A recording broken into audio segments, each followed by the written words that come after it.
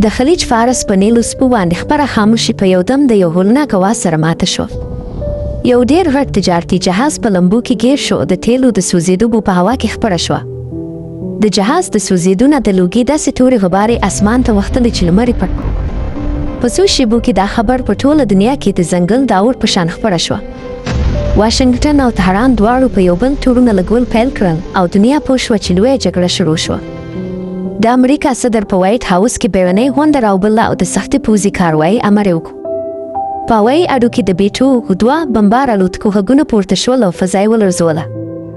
بل خوا د تهران په سړکونو باندې د خلکو یو لوی سمندر راوتلو چې غسې په سترګو کې وه.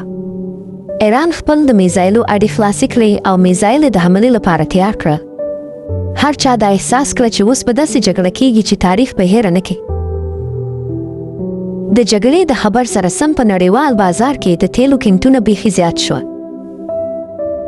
د غریبو ملکونو اقتصاد د ریت د دیوال په شان پرېوتلو او هر څه تباه شوه. د شپې په پخله برخه کې چې کله خلک په خوب لومړی هوایي حمله وشوه. جدیدو ډرون الوتکو د ایران د سرحدونو سره نږدې د ریډار سیسټمونه په نښه کړل. دې حملو د ایران دفاعي نظام ته په لومړیو شېبو کې سخت نقصان ورسولو.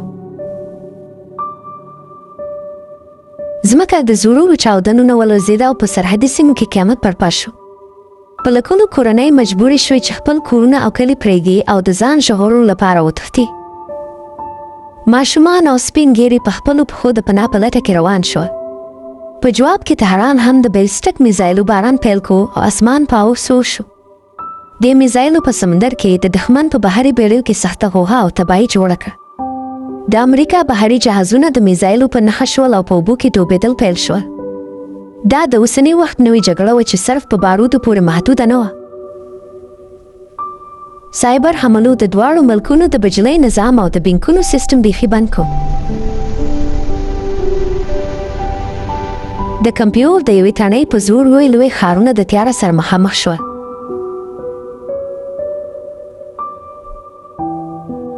په ښارونو کې بجلي په یو دم لاړه او هر خوا تورتمخور شو. انټرنیټ بند شو، خلک د یو بل نه ناخبره شول او معلوماتو لپاره سخته تنده پیدا شو. خلک مجبور شول چې د پخواني وریوګانو ته کښیني او د جګړې حال واوري.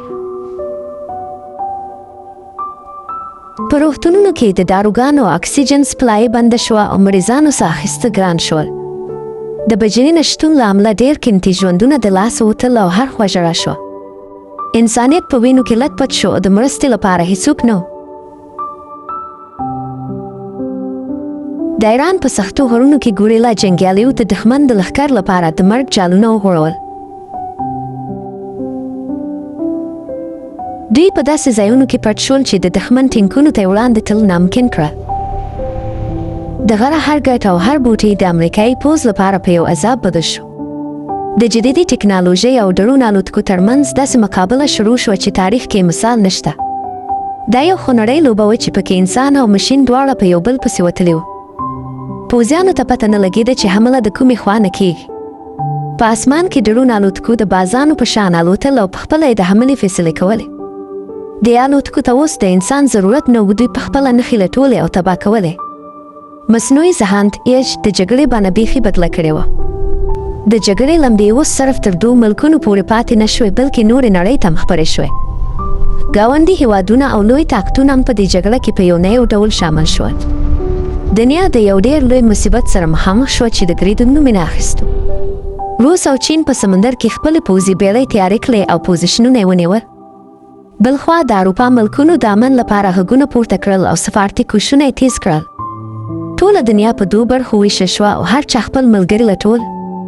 هر سړی په دې ویره کې و چې که چا د اټمي حملې تنه یې منډله نو هر څه به یې رشي. د اټم بم ویرې د دنیا د خلکو خوبونه تښتولي وو. ټول پوهېدل چې که دا کار وشو نو په ځمکه به د ژوند نښې ختمې شي. د تباهۍ دا لړۍ څو هفتې روانه وه او ښایسته ښارونه په کنډوالو بدل شول. هغه کورونه چې پکې بخنداګانې وې اوس پکې ماتم او ژړا خپره وه. د ښارونو نه د ژوند رنګونه لاړل او صرف د بارودو بو پاتې شو. د ماشومانو سکولونه او روغتونونه هم د بمونو نه خوندي پاتې نه شول. په سړکونو باندې صرف د امبولینسونو اوازونه اورېدل کېدل چې د انسانیت د بېوسۍ ماتمې کولو.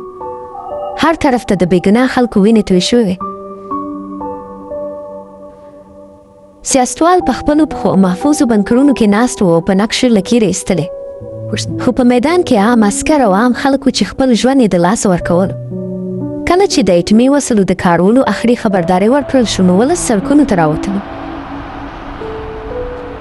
په ټوله دنیا کې د حکومتونو خلاف بغاوت شروع شو. خلکو د امن غوښتنه خلکو ویل چې موږ نور جګړه نه غواړو، موږ ژوند غواړو. په میدان کې موجودو پوځیانو هم احساس کړه چې دوی په انسانانو ګولۍ چلوي. کله چې عسکرو ته پته ولګېده چې د دښمن شاته هم یو ژړېدونکی کور دی نو د نفرت په ځای پکې د رحم جذبه پیدا شوه. په همدې وخت کې د واشنګټن او تهران ترمنځ یو پټ هټ لاین جوړه شوه ترڅو دا لویه تباهي ودرول شي. د نړیوال فشار له امله مشران په یو میز کښېناستل او د سمدستي ټسبندۍ اعلان وشو. پوځیانو په میدان کې خپلې وسلې وغورځولې او نور دښمنان نه بلکې د یو بل په غم کې شریک انسانانو. د ټوپکو غږونه غلي شول، عسکرو یو بل ته غېږې ورکړې او د تباه شوو ښارونو د بیا رغونې کار شروع شو. نړۍ زده کړه چې اصلي بریا د ملکونو په قبضه کولو کې نه بلکې یو بل ته په عزت ورکولو کې ده. نن په پولو باندې د دوستۍ پلونه جوړ دي او میندې خپلو ماشومانو ته د امن سندرې وایي. دا کیسه موږ ته سبق راکوي چې جګړه هیڅکله د مسایلو حل نه وي. راځئ چې په ګډه د دې نړۍ د امن لپاره کار وکړو.